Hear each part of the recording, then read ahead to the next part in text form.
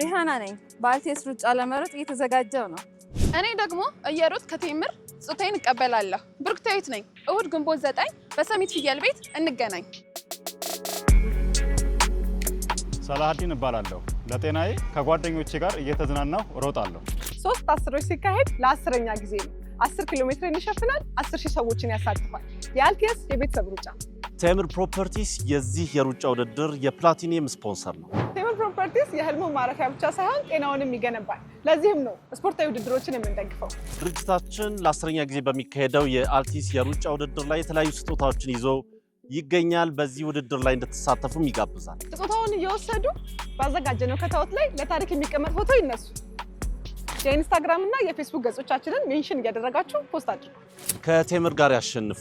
እሁድ ግንቦት 9 ፍየል ቤት ሰሚት እንገናኝ።